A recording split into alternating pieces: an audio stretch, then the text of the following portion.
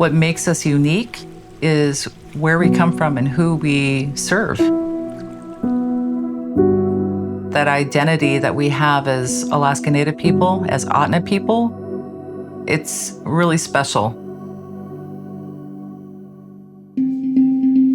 Ahtna Incorporated is one of the Alaska Native regional corporations created under the Alaska Native Claims Settlement Act, which was passed by Congress in 1971.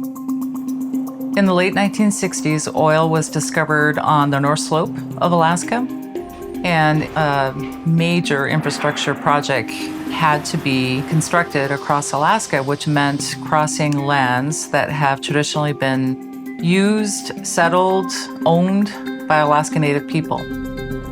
And so the creative minds at the time came together with Alaska Native leaders to negotiate what our settlement would become.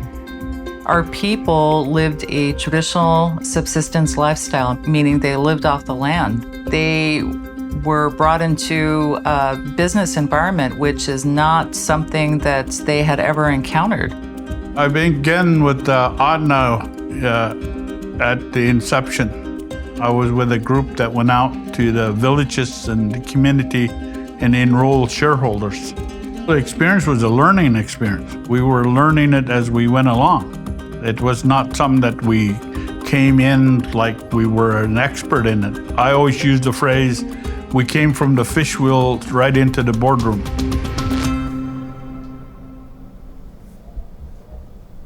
We became 12 distinct regions with state-chartered corporations, and our primary focus is on those shareholders that are enrolled to our corporations, and we provide jobs, different types of shareholder services. I'm talking about earthwork, building bridges, roads. We provide security and housekeeping. We're also one of the top companies in Alaska with environmental remediation type of work, but we also incorporate our customary and traditional ways into the workplace. It's not always about the money you make, it's about what you bring back to the people that own this company. Our job is to take care of them, and not just for now, but for tomorrow. We used to use over 27 million acres of land, but after our land claims, we ended up with only 1.7 million acres of land. So that little bit of land that we're left with, we will do everything we have to do to protect it. We have areas designed to accommodate people that want to come in and camp, or they want to cross over to state lands to go hunting in a certain area. So we provide the avenue for people to traverse our land, but we also ask them to be respectful and purchase a land crossing permit. The land permit process used to be a paper-only process. We would have boxes out in front of trails. People would fill out a form, put some money in an envelope, and leave that in that secured box. Now, since the introduction of Stripe, we are steering people towards purchasing the permits online.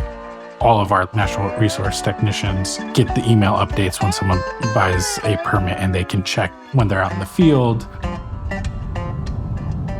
Right now, I'm just going out, making sure there's no changes, no dumping. We have signs all along the road here, places that belong to us, that are our property, they're all marked.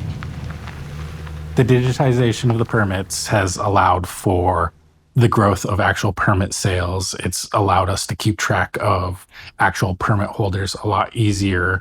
It's allowed us to identify trespass cases a lot easier. We allow people to use our land, but we want people to respect it. Permit user has records of Not having to handle cash, it's a huge relief. It's safer, it's more efficient, and we know the money is going to come in and go where it needs to go. It was a huge game changer for us. The people are tied to the lands. We are to preserve this land for future generations and making sure that we're good stewards of the property. We protect 1.7 million acres all this pristine that you see out here, forests and rivers and everything, I want to keep it the same as when I saw it, when I was younger and when my forefathers saw it. One teaching that still carries through to today is to always be prepared. We always have to be putting things away for the future.